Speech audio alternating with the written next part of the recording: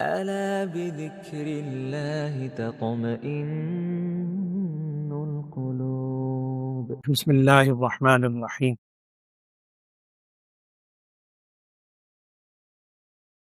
قرآن پاک اللہ تعالیٰ کا صرف کتاب نہیں ہے اللہ کی، بلکہ اللہ کا کلام بھی ہے۔ کتاب اللہ بھی ہے، کلام اللہ بھی ہے۔ اللہ تعالیٰ کی ذات بھی ازلی اور ابدی ہے، اور اس کی جو صفات ہیں، یہ کلام صفت ہوتی ہے متکلم کی، کلام جو اللہ کا ہے یہ بھی ازلی اور ابدی ہے، ہمیشہ سے ہے، ہمیشہ رہے گا۔ اللہ جل شانہ جس کو یہ توفیق عطا فرمائے قرآن پڑھنے یا سننے کی، یہ یقیناً اس شخص کا کوئی کمال نہیں ہے، یہ محض اللہ کا فضل و کرم ہے۔ فارسی زبان کا ایک بہت بڑا نام ہے فارسی ادب کا، شیخ مصلح الدین شیرازی، جنہیں شیخ سعدی کے نام سے یاد کیا جاتا ہے۔ انہوں نے ایک جگہ لکھا ہے کہ منت منے کی خدمت سلطان ہمی کنی، منت شناسزو کہ بخدمت بداشتت، تم اس بات کا احسان نہ جتلاؤ کہ تم بادشاہ کی خدمت کر رہے ہو، بلکہ تم بادشاہ کے احسان مند ہونا چاہیے کہ اس نے تمہیں اپنی خدمت کے لیے منتخب کیا ہے۔ بادشاہ کو کیا کمی؟ حضرت عمر فاروق رضی اللہ تعالیٰ عنہ نے بھی ایک موقع پہ ارشاد فرمایا تھا کہ اسلام کو ہم سے عزت نہیں ملی، ہمیں اسلام سے عزت۔ تو یہ جس کو اللہ محض مسجد میں حاضری کی توفیق دیتا ہے، یہ میں اس لیے عرض کر رہا ہوں کہ ہمارا جو ازلی دشمن ہے ابلیس، وہ کبھی برداشت نہیں کرتا، اول تو نیکی کی طرف آنے نہیں دیتا۔ اگر نیکی کی طرف انسان نے ہمت کر کے نیکی کر لی ہے، اب اس کی کوشش ہوتی ہے کہ اس نیکی کو باقی نہ رکھا جائے۔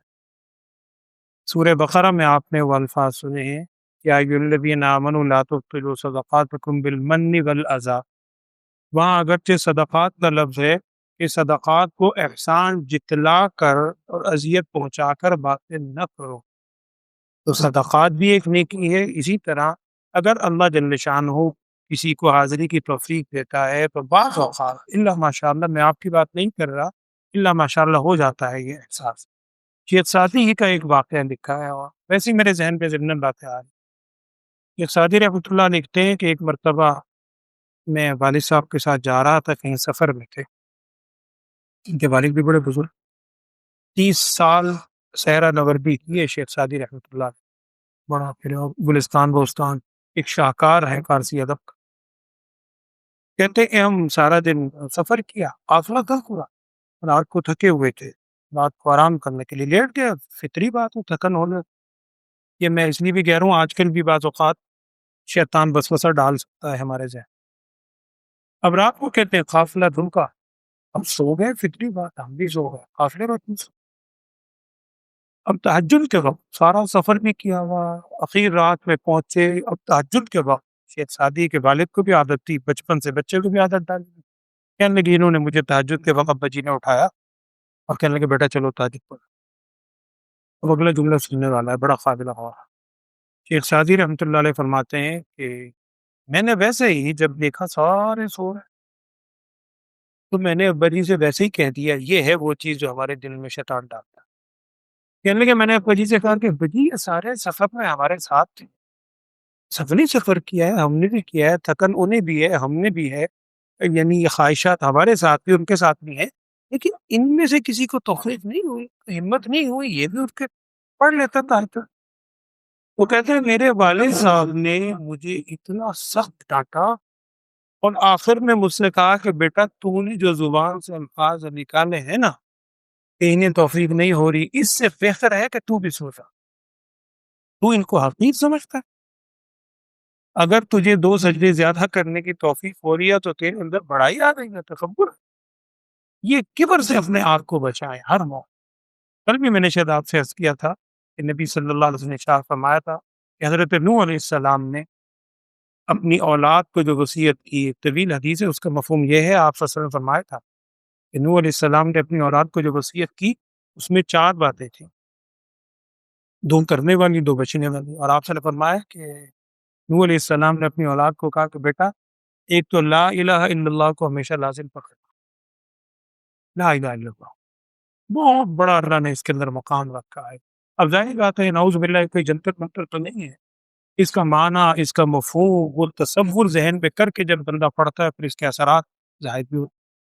ایک تو لا الہ الا اللہ کو اپنا ہمیشہ لازم پکڑنا، اور دوسرا نبی حضرت نوح علیہ السلام نے اپنی اولاد سے کہا ہے وصیت میں کہ دوسرا تم سبحان اللہ و بحمدہ اس کو لازم پکڑنا، اور آگے فرمایا کہ یہ وہ چیز ہے کہ جس سے مخلوق کو روزی دی جاتی اور تمام مخلوق کو رزق اسی کلمے کی بدولت ملتا ہے۔ تو سبحان اللہ و بحمدہ، اور حدیث کی جو مشہور کتاب صحیح بخاری کی آخری حدیث یہی ہے، اس میں سبحان اللہ و بحمدہ سبحان اللہ العظیم یہ دونوں الفاظ ہیں۔ اس میں آپ صلی اللہ علیہ وسلم نے ارشاد فرمایا تھا کہ کلمتان حبیبتان، دو کلمے اللہ کو بڑی پسند ہیں، میزان عمل میں بہت ہی بھاری ہیں، اور زبان پہ بڑے ہلکے پھلکے ہیں، سبحان اللہ و بحمدہ سبحان اللہ العظیم۔ تو چلتے پھرتے ان ایام میں لا الہ الا اللہ کا پھر بنا ہے سبحان اللہ کا، اور جو چیز بچنے والی ہے وہ میں عرض کروں۔ انہوں نے فرمایا کہ ایک تو بیٹا شرک سے حتی الامکان بچنا، اور دوسری یہی چیز اشارہ فرمائے کہ دیکھو تکبر کبھی کرنے نزدیک نہ آنے دے۔ یہ سب سے پہلا گناہ ہے جو کائنات میں ہوا، وہ ابلیس نے یہی کہا تھا انا خیر منہ خلقتنی من نار وخلقتہ من طین، یہی تو تکبر ہے اور کیا اپنی بڑائی۔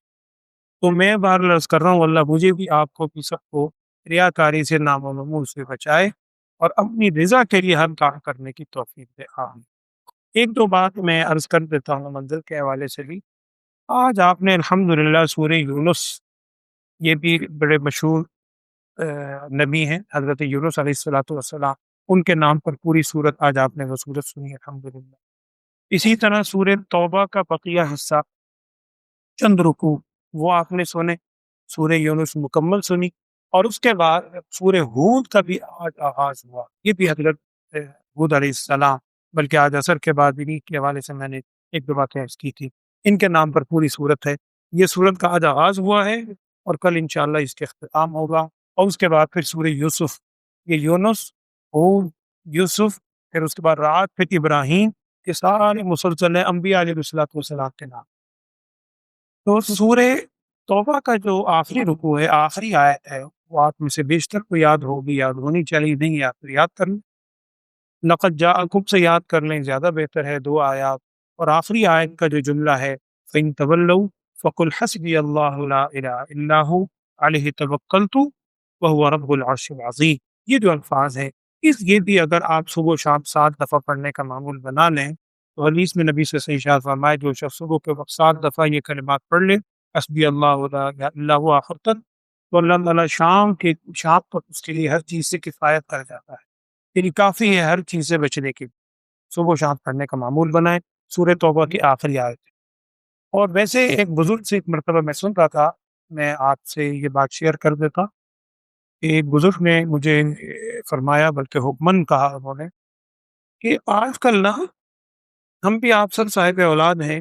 بعض اوقات بچوں کو نظر لگ جاتی، اور نظر لگنا حق ہے، حدیث ہے العین حق، حدیث کا جملہ ہے کہ نظر حق ہے، اور سب سے جو سخت چیز لگنے والی ہے نا تکلیف دہ، وہ نظر ہے۔ اور یہ نظر ضروری نہیں ہے کہ غلط نگاہ سے دیکھا جائے تب لگے، اپنی نظر لگتی ہے بعض اوقات بچوں کو، جب اپنی اولاد ہے اس کو کوئی غلط نظر سے تو نہیں دیکھے گا۔ اسی لیے نبی صلی اللہ علیہ وسلم نے ارشاد فرمایا تھا کہ نظر سے بچنے کی صورت کیا ہے، جب کوئی اچھی چیز دیکھو تو ماشاء اللہ کہا، بلکہ پورا جملہ کہو ماشاء اللہ لا قوت الا باللہ العلی العظیم، یہ الفاظ کہنے سے نظر نہیں لگے گی۔ میں ان بزرگ کی بات آپ سے عرض کر رہا تھا، انہوں نے فرمایا کہ بیٹا اگر ہو سکے، بچی تھی چھوٹی، اس کو کبھی اکثر رو رہی ہے، کوئی وجہ سمجھ نہیں آ رہی، بیماری بھی نہیں ہے، انہوں نے کہا بیٹا یہ میں تمہیں چند کلمات بتا رہا ہوں، میں وہ آپ سے شیئر کرتا ہوں، بزرگوں کے بتایا میں اور بڑے مؤثر ہیں۔ انہوں نے کہا اگر کوئی نظر کسی محسوس ہو، یا ویسے معمول بنا لو بچوں پہ، پڑھ کے دم کر دیا کرو، اللہ کے کلام میں تاثیر ہوتی ہے۔ ایک تو یہ سورہ توبہ کی آخری آیت پوری، فَإِن تَوَلَّوْا فَقُلْ حَسْبِيَ اللَّهُ لَا إِلَهَ إِلَّا هُوَ عَلَيْهِ تَوَكَّلْتُ وَهُوَ رَبُّ الْعَرْشِ الْعَظِيمِ، یہ آیت، اور ایک آپ 29ویں پارے میں سورت پڑھیں گے، سورہ ملک سے اگلی، سورہ قلم، اس سورہ قلم کی آخری دو آیات وَإِن يَكَادُ الَّذِينَ كَفَرُوا لَيُزْلِقُونَكَ بِأَبْصَارِهِمْ، اس کا اگر آپ ترجمہ دیکھیں نا تو یہ کفار نبی صلی اللہ علیہ وسلم کو دیکھا کرتے تھے، بلکہ ان کے ہاں ایک مشہور تھا شخص مکہ میں جو نظر اس کی بڑی لگتی تھی، اس کو اسپیشل بلا کے لائے کہ اس ہستی کو تم نظر لگاؤ۔ اس نے پورا زور لگایا، بھائی یہ کہ لَيُزْلِقُونَكَ بِأَبْصَارِهِمْ لَمَّا سَمِعُوا الذِّكْرَ، جب ذکر سنتے ہیں تو بڑی نظریں لگاتے ہیں، اور وَيَقُولُونَ إِنَّهُ لَمَجْنُونَ، وہ کہتے ہیں یہ مجنون ہے، نعوذ باللہ۔ تو یہ دو آیات وَإِن يَكَادُ الَّذِينَ اور اس سے اگلی إِنْ هُوَ إِلَّا ذِكْرٌ لِّلْعَالَمِينَ، یہ آیات ان بزرگ نے مجھے کہا کہ بیٹا جب کوئی ایسی صورت ہو، میں آپ سے بھی عرض کر رہا ہوں، تو یہ ضروری نہیں ہے نہ کوئی مسنون عمل ہے، بزرگوں کو بتلائے ہوئے علاج کے طور پہ انہوں نے کہا کہ اول آخر پہلے 3 4 دفعہ 5 دفعہ درود شریف پڑھ لیں، اس کے بعد 11 دفعہ یہ سورہ توبہ کی آخری آیت، ایک دفعہ 2 دفعہ 11 دفعہ پڑھ لیں، اس کے بعد پھر 11 دفعہ سورہ قلم کی آخری 2 آیات وہ پڑھ لیں، اور آخر میں پھر 3 5 دفعہ درود شریف پڑھ لیں اور رب کر لیں۔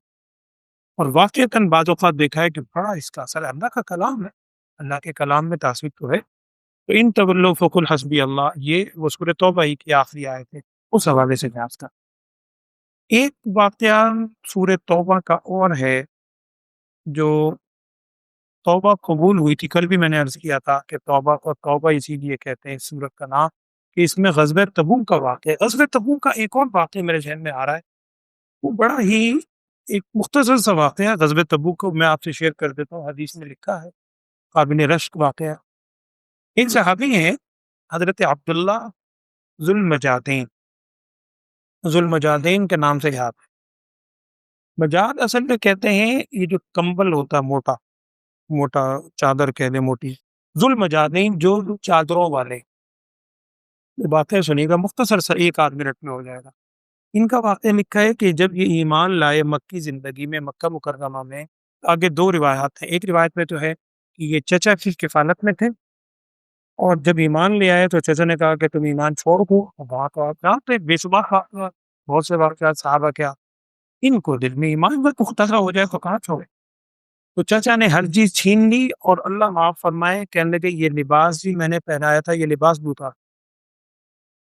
یہ بیچارے سطر ڈھانپتے ہوئے اپنی ماں کے پاس گئے، تو ماں نے کہتے ہیں ایک چادر ایسے کر کے پھینکی ان کو دی، انہوں نے اس چادر کو پھاڑ کے 2 حصے کیے، ایک نیچے باندھ دی ایک اوپر، تو اس سے ہو گیا ظلم بجادین، 2 چادروں والے۔ بعض کہتے ہیں کہ چچا نے جب لباس وغیرہ دیا تو صرف ایک چادر انہوں نے ان کی جسم پہ رہنے دی، اور لباس اتروا لیا۔ انہوں نے اسی چادر کے 2 حصے کر کے نبی صلی اللہ علیہ وسلم خدمت میں آئے، ظلم 2 چادروں والے۔ اب ان کو واقعہ سنیں، یہ غزوہ تبوک کا واقعہ ہے، یہ تو ابتدا میں ایمان لائے، اور بہت سے واقعات ہیں ان کے آخری زندگی کے بڑا قابل رشک واقعہ ہے۔ اور جو اس کے راوی ہے نا حضرت عبداللہ بن مسعود رضی اللہ تعالیٰ عنہ، ان کا جملہ بھی سننے والا، وہ بھی عبداللہ، یہ بھی عبداللہ، پہلے ان کا نام عبداللہ عزہ تھا، عزہ، بعد میں آپ صلی عبداللہ ان کا نام رکھا، یہ ذوالمجاد ہے۔ یہ غزوہ تبوک میں آپ صلی اللہ علیہ وسلم کے ساتھ تھے۔ واقعہ سب آپ کے ذہن میں ہے کہ تبوک میں لڑائی کی نوبت نہیں آئی تھی، طویل سفر تھا، بہت لمبا سفر، آپ نے فرمایا سب جائیں۔ حضرت عبداللہ بن مسعود رضی اللہ عنہ کہتے ہیں کہ تبوک میں ہم نے پڑاؤ ڈالا ہوا تھا، قیام کیا ہوا تھا، کہتے کہ رات کے وقت مجھے ایک دور نہ کہیں الاؤ و روشن نظر آئے، جیسے آگ لگی جل رہی ہے۔ کہنے لگے میں چونک کے وہاں گیا تو معلوم ہوا کہ حضرت عبداللہ ذوالمجادین کا انتقال ہو گیا دن میں، بیماری سے اللہ وقت آ گیا، اور ان کی جنازہ کا انتظام، کفن دفن کا انتظام ہو رہا ہے رات۔ خیر عبداللہ ابن مسعود سارے صحابہ تو نہیں آ سکے، نبی صلی اللہ علیہ وسلم اور چند صحابہ ساتھ۔ اب عبداللہ ابن مسعود رضی اللہ تعالیٰ عنہ آپ صلی اللہ علیہ وسلم کے خادم خاص، جن کا خود بہت بڑا مقام ہے، وہ فرماتے ہیں کہ میں نے دیکھا کہ نبی صلی اللہ علیہ وسلم ان کے لیے اپنے جنازے کے بعد آپ صلی اللہ علیہ وسلم خود قبر میں اترے،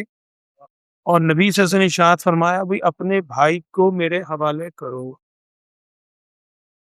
اب اگلا جملہ ہے نبی صلی اللہ علیہ وسلم نے ان کو قبر پہ رکھا، اور صلی اللہ علیہ وسلم رحمۃ للعالمین نے یہ ارشاد فرمایا جس کا مفہوم ہے کہ اے اللہ میں اس سے راضی ہوں، تو بھی اس سے راضی ہو جا۔ وہاں عبداللہ ابن مسعود رضی اللہ تعالیٰ عنہ دقت بھرے انداز میں کہا کرتے تھے میں نے ایک تمنا کی کاش آج اس عبداللہ کی جگہ یہ عبداللہ بن مسعود ہوتا، آج میں اس کی جگہ لیٹ رہا ہوتا اور نبی صلی اللہ علیہ وسلم زبان نبوت سے یہ میرے لیے بشارت ملتی، اے اللہ میں راضی ہوں، تو بھی اس سے راضی ہو جا۔ غزوہ تبوک، یہ صحابہ کرام رضوان اللہ مجمعین کے حالات اٹھا کر پڑھیے، یہ کوئی قصے کہانیاں نہیں ہیں۔ بہت معذرت سے آج کل ہم صحابہ کے حالات اور باتیں ایسے کرتے ہیں نعوذ باللہ، جیسے پتہ نہیں عام دوستوں کے بارے میں گفتگو، فلاں صحابی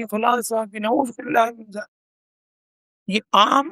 حکومت کے افراد تھوڑی ہیں، یہ وہ سلیکٹڈ لوگ ہیں۔ آج بھی آپ نے آیت سنی ہے، والسابقون الاولون من المہاجرین والانصار والذین اتبعوهم بإحسان رضی اللہ عنہم ورضوا عنہ، اللہ ان سے راضی ہوں گے۔ یہ وہ حضرات ہیں جنہوں نے جانا قربان۔ تو غزوہ تبوک کا ایک واقعہ یہ ہے۔ آخر میں مختصراً وہ عرض کر دیتا ہوں، وہ جو جس وجہ سے اس کا نام سورہ توبہ بھی ہے۔ واقعہ ہوا، نبی صلی اللہ علیہ وسلم نے ارشاد فرمایا تھا کہ سب جائیں، کوئی باقی نہ رہے۔ سارے صحابہ نکلے، سب روانہ ہوئے۔ یہ وہی موقع ہے جس میں صدیق اکبر رضی اللہ عنہ گھر کا سارا سامان لے آئے تھے اور سارا واقعہ ہوا، اب روانہ ہو گئے۔ اس میں 3 صحابہ ایسے تھے جو مخلص تھے، ان کے دل میں نیت تھی کہ ہم جائیں گے، بس یہ تھا کہ آج کل میں ہم روانہ ہوں گے۔ تبوک کو بہت طویل سفر ہے، تقریباً 1200 کلومیٹر۔ اس وقت بھی وہ سعودی عرب کا ایک بالکل بارڈر ہے، تبوک بہت مشہور شہر ہے، وہاں چھاونی بنی، تو وہاں کا سفر ہے۔ اس دور میں اونٹوں پہ، گھوڑوں پہ، اور سخت گرمی کا موسم، کھجورے میں پکنے کا موسم، جس پہ ساری معیشت ڈیپینڈ کرتی ہے مدینے کی، وہ کھجورے تیار اور سامان ہے نہیں، اور مقابلہ بھی کس سے ہے؟ یہ کوئی کفار مکہ نہیں ہے، مقابلہ ہے بہت بڑے رومی لشکر سے، جو اس زمانے کی بڑی سپر طاقت تھی، ان سے لشکر کے لیے جا رہا ہے۔ خیر روانہ ہوئے۔ اب یہ 3 صحابہ پیچھے رہ گئے، حضرت مرارہ بن ربیع، کعب بن مالک، ہلال بن امیہ، اور میں نے شاید آپ کو یاد کروایا تھا نام، مکہ سے آپ نام یاد ہو جائے گا ان کا۔ تو یہ 3 صحابی تھے، یہ پیچھے رہ گئے، اور بے شمار پیچھے رہنے والے اس میں تھے منافق۔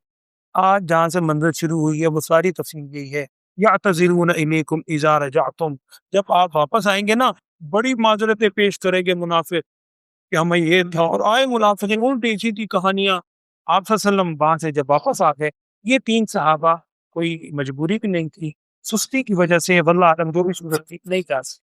اب جب واپسی کی اطلاع ملی، ان تینوں نے عہد کر لیا کہ ہم نبی صلی اللہ علیہ وسلم کو سچی بات بتائیں گے، ہم نے کوئی جھوٹے بہانے نہیں کرنے۔ منافق آئے، ایک نے جھوٹا آپ صلی اللہ علیہ وسلم کو چھوڑ دیا، جاؤ معاف کیا، دوسرا آیا، جاؤ معاف کیا۔ یہ صحابی آئے، نبی صلی اللہ علیہ وسلم نے پوچھا، خاص طور پر حضرت کعب بن مالک، یہ نوجوان تھے، باقی 2 عمر رسیدہ تھے، یہی اس حدیث بیان کرتے ہیں، بڑی طویل حدیث ہے، حدیث کی ہر کتاب میں موجود۔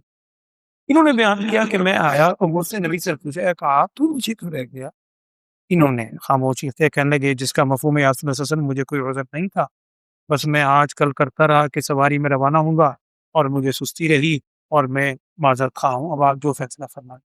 نبی صلی اللہ علیہ وسلم نے ارشاد فرمایا کہ تم نے غلطی بہت بڑی کی ہے، کیونکہ میں نے، یعنی نبی صلی اللہ علیہ وسلم نے ارشاد فرمایا تھا کہ کوئی نہ رکے، اور جب نبی حکم دے دے تو پھر اس کو اطاعت واجب ہے، اور بغیر مجبوری کے تم رکے ہو، اب اللہ کی طرف سے کوئی تمہاری تو بول تو بول۔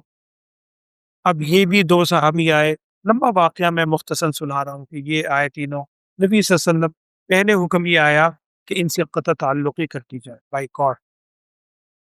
وعلی الثلاثة الذین خلفوا، قرآن میں وہ سارا واقعہ 2-3 آیتیں ہیں۔ پھر اعزاز اللہ نے آخر میں کیا دیا وہ میں عرض کروں، بائیکاٹ ہو گیا، صحابہ بات نہیں کرتے ان سے۔ کچھ دن کے بعد، کئی دن گزر گئے، کچھ دن کے بعد حکم یہ آیا کہ اپنی بیویوں سے بھی علیحدہ ہو جاؤ۔ ان صحابہ نے پوچھا کہ کیا طلاق دے دیں؟ نبی صلی اللہ علیہ وسلم نے ارشاد فرمایا، نہیں، طلاق نہیں دینی، لیکن تم ازدواجی تعلقات قائم نہیں کر سکتے، تمہاری خدمت کر سکتی ہیں، لیکن تم الگ کر دو ان کو بستر۔ اب ان میں حضرت کعب بن مالک، یہ نوجوان تھے، باقی جو 2 صحابی تھے، حضرت مرارہ بن ربیع غالباً ان کی اہلیہ آئی، کہنے لگی، آپ صلی اللہ علیہ وسلم میں ان کے کام کاج کر سکتی ہوں، بوڑھے ہیں، نبی صلی اللہ علیہ وسلم اجازت تھے۔ تو اب اس طرح 50 دن گزرے، اور میں تو بالکل 1-2 بات عرض کر رہا ہوں، ان 50 دن میں ایک موقع ایسا بھی آیا، کعب بن مالک کہا کرتے تھے کہ میں مسجد جاتا تھا، مسجد نبی ہمت کر کے جایا کرتا تھا، مجھے کوئی سلام بھی نہیں کرتا، میں نبی صلی اللہ علیہ وسلم کو سلام کرتا ہوں، سلام کا جواب نہیں۔ مجھے سب سے زیادہ رونا یہ تھا کہ ایک آپ اگر ان دنوں میں تیرا انتقال ہو گیا تو تیرا تو کوئی جنازہ بھی نہیں پڑے گا، تیرا کیا بنے گا؟ اور انہی دنوں میں کعب بن مالک کہتے ہیں کہ مجھے عیسائیوں کا ایک وفد آیا، پھیل گئی خبر، انہوں نے آ کے کہا، باقاعدہ انہوں نے خط لے کر آیا، ایک قاصد پوچھتا ہوا کعب کہاں ہیں، مدینے، پتہ چلا جی وہ گھر ہے، آ کر اس نے خط پیش کیا، ایک عیسائی بادشاہ کا تھا، انہوں نے خط میں لکھا کہ ہم نے سنا ہے کہ تمہارے نبی نے نعوذ باللہ تمہیں چھوڑ دیا ہے، تم بڑے بہادر ہو، نوجوان ہو، تم ہمارے پاس آ جاؤ، ہم تمہیں سرکار بنائیں گے۔ یہ اس خط کو تو خیر میں نے پھاڑ کے کہتے ہیں اس کو لعنت کر کے بھیجا، اور مجھے رونا ہے، اب میری یہ حالت ہو گئی، اب روئے جائے، توبہ کر رہے ہیں اللہ سے۔ اب جب 50 دن گزر گئے اور کعب بن مالک بیچ میں یہ بھی کہتے ہیں، کہنے لگے میں بعض اوقات جب نماز پڑھ رہا ہوتا تھا، یہ محبت کی بات ہے، کہتے ہیں نماز پڑھتے ہوئے میں کنکیوں سے دیکھتا تھا، جیسے نماز پڑھتے ہوئے نا تھوڑا سا ایسے کہ نبی صلی اللہ علیہ وسلم میری طرف متوجہ ہیں یا نہیں۔ کہنے لگے ویسے توجہ نہیں کرتے تھے، لیکن میں جب نماز پڑھ رہا ہوں تو آپ صلی اللہ علیہ وسلم مجھے دیکھتے تھے، تو مجھے انہیں کو یہ ایک حوصلہ مند تھا کہ نبی صلی اللہ علیہ وسلم رحمۃ اللہ علیہ مجھے دیکھنا، وہ بھی گویا خواہش رکھتے ہیں کہ توبہ قبول ہو۔ پھر توبہ ایسی قبول ہوئی کہ قرآن کی آیت اتر گئی۔ آج وہ 1400 سال سے زیادہ گزر گئے ہیں، جو شخص قرآن پڑھے، جب تک یہ وعلی الثلاثۃ الذین خلفوا نہیں پڑھے گا قرآن مکمل ہی نہیں ہوگا۔ ہاں آج نام تو نہیں ہے لیکن کنفرم ہے، وہی وعلی الثلاثۃ الذین خلفوا، وہ 2 صحابہ جو پیچھے رہ گئے تھے، اور آگے الفاظ سنیں قرآن کے، قرآن ان کی کیفیت بیان کر رہا ہے، حتی اذا ضاقت علیہم الارض بما رحبت، زمین اپنی کشادگی کے باوجود ان پر تنگ ہو گئی تھی، وَظَنُّوا أَن لَّا مَلْجَأَ مِنَ اللَّهِ إِلَّا إِلَيْهِ، اور انہیں یہ یقین ہو گیا کہ ہمارا ملجا ٹھکانہ اللہ کے علاوہ کوئی جگہ نہیں ہے۔ واقعتاً وہ اللہ ہی جانتا ہے اس کیفیت کو، تو دل میں کس طرح مانگا ہوگا۔ ثم تاب علیہم لیتوبوا ان اللہ هو التواب الرحیم۔ ایسوں کہ توبہ قبول ہو رہی ہے تو ہمیں یہ آیت پڑھ کے نعوذ باللہ ان کے بارے میں تو تنقیص نہیں ہے، ہمیں حوصلہ ہوتا ہے کہ ہمارے لیے بھی توبہ کا دروازہ کھل گیا، وہ اتنا غفور الرحیم ہے۔ صرف یہ ہے بندوں کو دکھانے کے لیے نہیں، اس کے حضور ذرا 2 آنسو بہا کر تو دیکھیں۔ کسی نے کہا تھا نا کہ ٹوٹے رشتے وہ جوڑ دیتا ہے، ٹوٹے رشتے وہ جوڑ دیتا ہے، بات رب پر جو چھوڑ دیتا ہے، اس کے لطف و کرم کا کیا کہنا، لاکھ مانگو کروڑ دیتا ہے۔ تو اس کے لطف و کرم کا کیا کہنا، ہم مانگنے والے بنے اس سے، ہم توبہ کرنے والے بنے۔ یہ سورۃ توبہ ہم پڑھ رہے ہیں، یہ راتیں یہ دن توبہ کرنے ہی کی ہے۔ صرف سننے کے حوالے سے تو چلے، ایک نالج کو بھی آپ سن رہے باتیں، اصل ہے کہ انفرادی اجتماعی جن حالات سے اس وقت امت مسلمہ ہے، کسی پر مخفی نہیں ہے، نہ معلوم کس کے دل سے نکلی ہوئی کوئی بات کوئی ادا اللہ کو پسند آ جائے، تو اس موقع پر ضرورت اسی بات کی ہے کہ ہم سب انفرادی اجتماعی طور پر توبہ کریں اللہ کے حضور۔ اور توبہ کرنے کا مطلب ظاہری بات ہے صرف کانوں کو ہاتھ لگانا نہیں ہوتا، توبہ میں سب سے بنیادی چیز ہے ندامت اور شرمندگی، آئندہ نہ کرنے کا پختہ عہد، اور جس کام سے توبہ کی ہے فوری طور پر اس کو چھوڑ دیا جائے۔ اور آخری بات ذہن میں رکھ لیں، اہل علم نے لکھا ہے کہ یہ بڑا بدبخت ہے شیطان، توبہ کرنے کے بعد بعض اوقات انسان دل میں سوچتا ہے کہ یار میری توبہ پتہ نہیں قبول ہوئی نہیں ہوئی۔ اہل علم نے لکھا ہے کہ اگر دل میں یہ خیال آئے نا، یہ خیال بھی گناہ، اس لیے کہ آپ اللہ کے بارے میں یہ سوچ رہے ہیں، انسان کے بارے میں تو یہ تصور ہو سکتا ہے، وہ غفور الرحیم ذات جو پکار رہی ہے کوئی پکارنے والا، ہے کوئی مانگنے والا، ہے کوئی توجہ ہونے والا، جو ماں کی مثال دیتے ہیں 70 ماؤں سے زیادہ محبت کرتا ہے، اس کے حضور توبہ کرے۔ ہم سب ایک دوسرے کے لیے دعا کریں۔ دعاؤں کی قبولیت کی ایک صورت یہ بھی ہوتی ہے کہ غیر موجودگی میں دعا کی جائے۔ یہاں میں آپ کے لیے سامنے دعا کروں، ممکن ہے کوئی دکھلاوا ہو، ریاکاری ہو، آپ میرے لیے میرے سامنے تعریف کریں، میری دعا کریں، ممکن ہے اس میں ریاکاری ہو، آپ گھر جا کر ہم سب کے لیے دعا کریں، میں گھر جا کر آپ کی دعا کروں، اس میں خلوص زیادہ ہوگا۔ اللہ تعالیٰ ہمیں خلوص سے عبادت کرنے کی اور توبہ اور دعائیں کرنے کی توفیق دے، اللہم آمین۔ الحمدللہ رب العالمین۔ اللہم صلی علی سیدنا و مولانا محمد وعلی آل سیدنا و مولانا محمد وبارک وسلم ثم صلی علیہ۔ یا اللہ روز جو ہم باتیں قرآن کی سنتے پڑھتے ہیں ہمیں ان پر عمل کرنے کی توفیق عطا فرما۔ ہم انتہائی کمزور ہیں، انتہائی عاجز ہیں، یا اللہ ہمارے اعمال پہ نظر نہ فرما، ہم سب پر کرم والا، معافی والا، عافیت والا معاف فرما۔ ہم سب کو یا اللہ توبہ کرنے کی توفیق عطا فرما۔ یا اللہ ہمیں مانگنا نہیں آتا ہے میرے مولا، ہمیں بن مانگے عطا فرما، جو مانگ رہے ہیں وہ بھی عطا فرما، جو ہمارے قلوب میں ہے ہمارے حق میں خیر ہے تو جانتا ہے، وہ سب خیر ہمیں عطا فرما۔ جو خیر نبی صلی اللہ علیہ وسلم نے آپ سے مانگی ہے،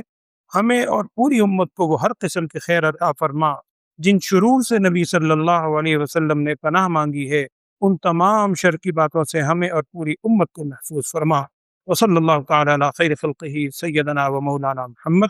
وعلی آلہ واصحابہ اجمعین، آمین برحمتک یا